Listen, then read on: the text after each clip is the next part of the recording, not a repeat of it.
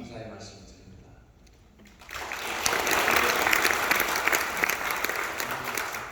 저는 3년 전에 종신대학교 신학대학원 역사신학 교수 정년 은퇴했습니다. 그때 즈음에 듣도 보지도 못한 경복궁에서 전광훈 목사님을 만났습니다.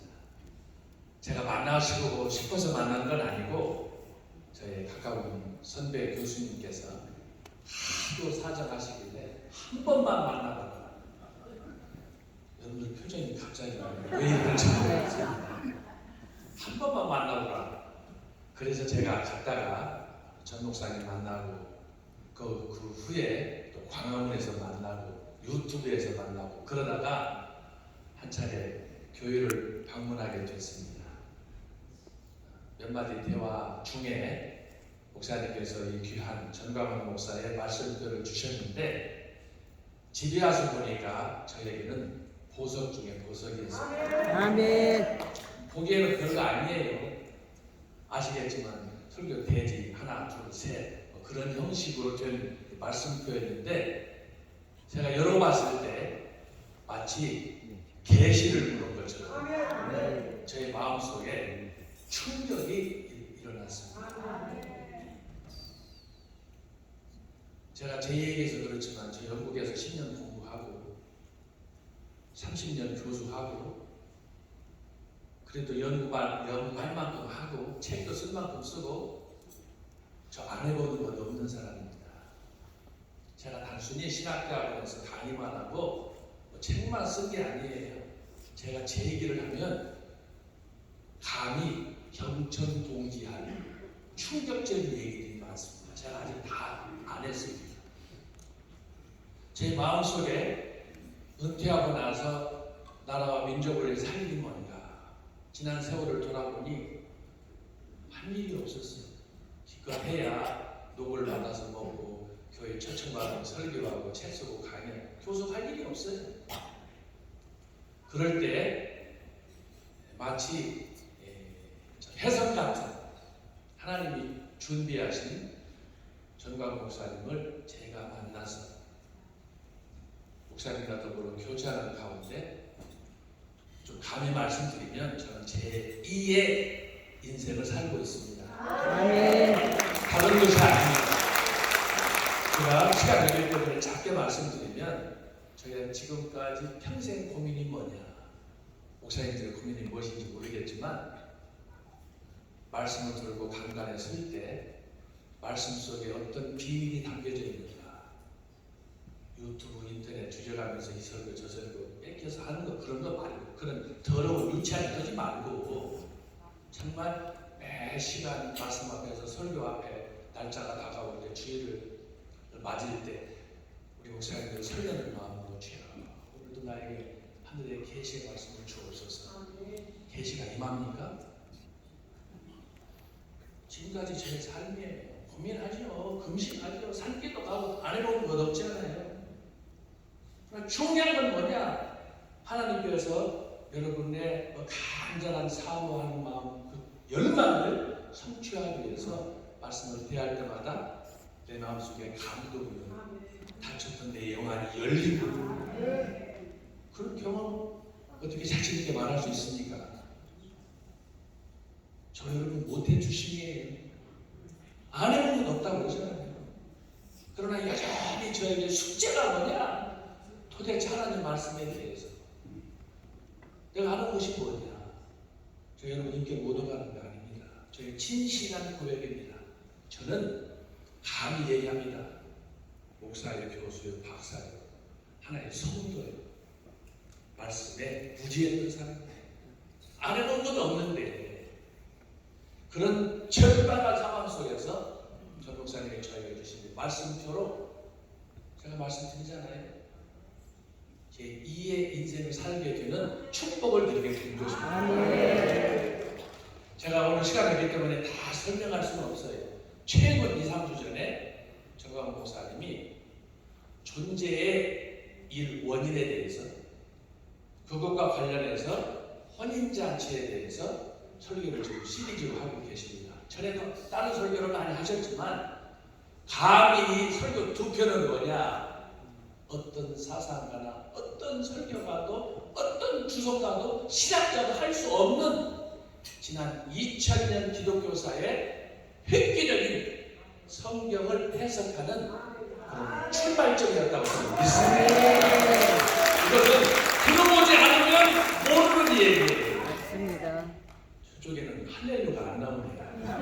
따라합시다. 할렐루야! 제가 책을 연구를 한 만큼 했다고 그랬잖아요. 그런데 이 전목사님 말씀을 듣고 그걸 연구하면서 제가 늘 고민이 그랬어요. 여러분 다 아시는 얘기니까 전목사님이 과거에 공부 열심히 한 사람입니까? 처음 듣는 분이 많은 것 같아요. 공부한 학자도 교수도 박사도 모르는 교회에서 노예에서 총회에서 기독교 단체에서 임원도 하고 장도 하고 하는 여러분들이 도대체 여러분들 하실 수 있는 지금 이 순간의 고백이 뭐예요? 여전히 성경을 읽고 가르치고 전파하지만 고민이 뭐냐고요? 한 가지밖에 없어요. 어떻게 하면 하나님의 말씀을 정말 뜨거운 열정으로 하나님께서 우리에게 주신 처음에 주셨던 계시의 말씀을 깨닫고 감동적으로 시간 선포할 수 있느냐? 여러분 매주 예배 시간이 다가오면 헐떡거리고 머리 여기 뒤지고 저기 뒤지고 그런 두저지는 청산해야 됩니다. 바로 그런 저희들의 고민을 개인적으로 제 고민을 해결해 주신 분이 정광훈 목사예요. 그래서 제가 그 말씀표를 주셔서 이걸 읽고 있다가 최초로 논문을 썼습니다. 전광훈 목사의 설교 10층 분석 이걸 썼는데 다 제가 시간이 없어서 설명할 이 시간도 없고 두 가지만 말씀드릴게요. 하나는 이분은 지금까지 원고라는 걸 써본 적이 없어요. 그런데 설교하고 강단에 쓰면 사람들이 다 뒤집어요. 저 설교 들을 때마다 여러분 저를 어떻게 보시는지 몰라도 말씀 속에 제가 좀 미치겠어요. 견딜 수가 없어요. 제 마음속에 뜨거운 마음이 오고 감사가 나오고 눈물이 나오고 그래서 제가 말씀드리잖아요. 2000년 기독교사에 기독교 한국 선교 137년 만에 보석이 등장한 거예요. 아멘. 감추어요. 그래서 제가 여러분에게 드리고 싶은 말씀은 여기 계신 분들 그동안 신학교에서 지금까지 설교하시면서 얼마나 많은 경험들을 하셨습니까? 원고 없이 설교하시는 분들 계시겠죠. 한번 손 한번 들어보세요. 대단하신 분들이야 이거. 그런데 여러분 한두 번은 할 수 있어요. 40년, 50년 동안 원고 없이 그것도 2시간, 3시간, 4시간 조금 전에도 즉흥 연설을 하셨잖아요. 조금 전에 연설하신 즉흥 연설은 한국 현대사예요. 여러분 나와서 할 수 있어요? 이거 쉽지 않은 거예요. 우선 이런데 나오면 부득을 떨려가지고 배가 지금 안 추워. 제가 놀란 점들이 받은 충격들이 또 은혜들이 많지만 지금도 여전히 저한테는 수소도비가 어떻게 매번 40년, 50년을 원고 없이 설교면 설교, 연설이면 연설. 따라갑시다. 죽인다. 그것으로도 표현이 부족해요. 제 확신입니다. 여러분 제가 성신대학교 신학대학원 교수 3년 전에 은퇴했다고 그러잖아요. 저 보통 사람 아니에요. 우습게 보면 안 돼요. 뭐 실력대로 웃고 지내니까 뭐 그 사람 속이 없는 사람이다. 전 창식이 있어요.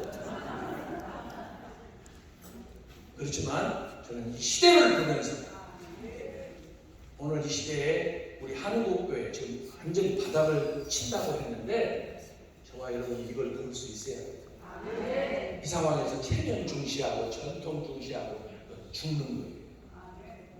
여러분이 살려고 하는 욕망이 있으면 불치학원이라는 말 있지 않습니까? 네.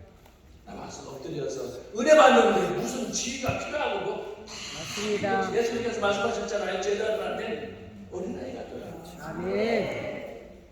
그 첫 번째가 목사들이 깨져버려야 돼요. 아멘. 제가 말씀들을 보고 논문을 썼는데 참 논문 쓰면서도 저는 행복했어요. 제가 거듭나는 시간이었어요.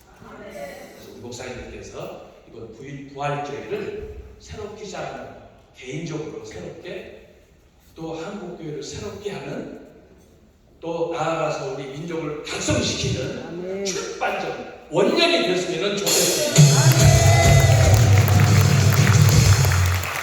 할 수 있는 대로 여기 계신 우리 목사님들은 앞으로 원곡 시간 3시간씩 하시기를 바랍니다. 아멘. 응답이 거의 없습니다. 응답이 없어. 쉬운 일이 아니에요. 두 번째는 뭐냐? 정광 목사님의 설교가 원고 없이 30년, 40년을 해오고 모든 가는 데마다 거부가 움직이잖아요. 원고 종이장이 하나 없어요. 그런데 여러분, 제가 논문에 썼습니다만 이분의 설교는 백과사전이에요. 아멘. 조금 전에 제가 얘기했잖아요. 짧거나 10년은 연설을 했는데 그 연설은 현대사예요. 이것은 여러분들이 한국의 한말 이후의 역사를 좀 책이라 읽고 공부한 사람들만 이 말이 지금 머리에 통하는 거예요. 그거 안 하면 모르는 거예요. 그게 지금 공자와 맹자 무슨 소리 하는 거야. 정강 목사님의 설교는 그런 면에서 제가 확신하기로는 하나님이 준비한 사람입니다. 아멘. 이 시대에 아까도 말씀했잖아요. 파출소라도 한번 가본 사람 손 들어봐. 없잖아요. 파출소도 한 번도 안 가고 예수 전한다 싸다기도 한 번 안 맞는 사람들이 예수를 전한다. 미친 짓 하는 거예요. 미친 짓. 영광만 받으려고 하고 그러려고 예수 있습니까? 고난을 당해야지. 아멘. 지금 한국교회가 졸로 짜겨져가지고 이파저파 그럴 때가 아니잖아요. 비상시국이잖아요.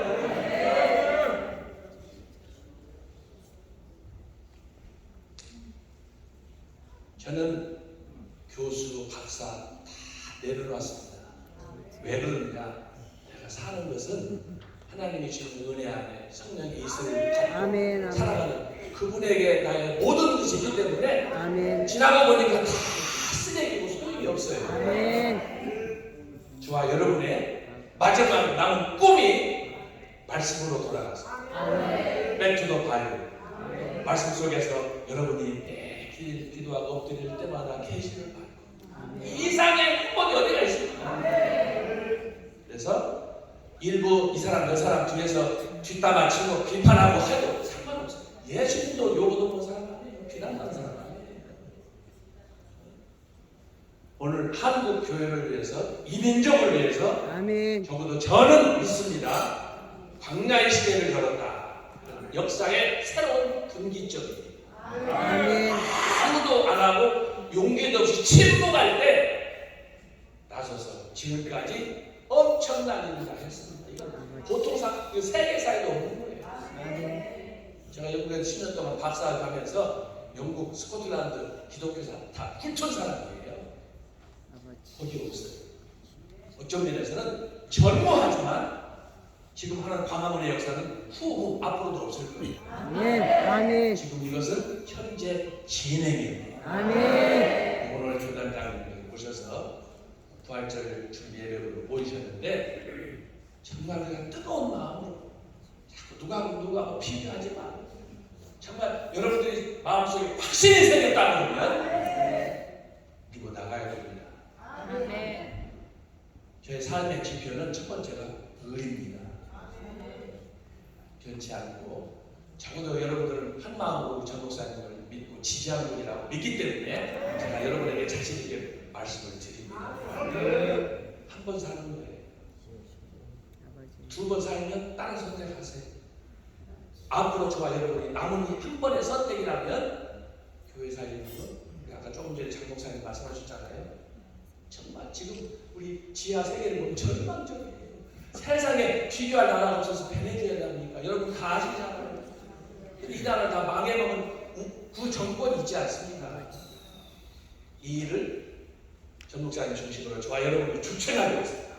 아멘. 다시 한번 3.1운동의 우리 선배들이 했던 그 기적을 다시 한번 일으키고 아멘. 70년대 80년대 한국교회 부흥을 재배하시고 아멘. 그 시점이 바로 2023년 4월 부활절 광화문으로부터 시작될 수 있기를 간절히 부탁드리며 주님께서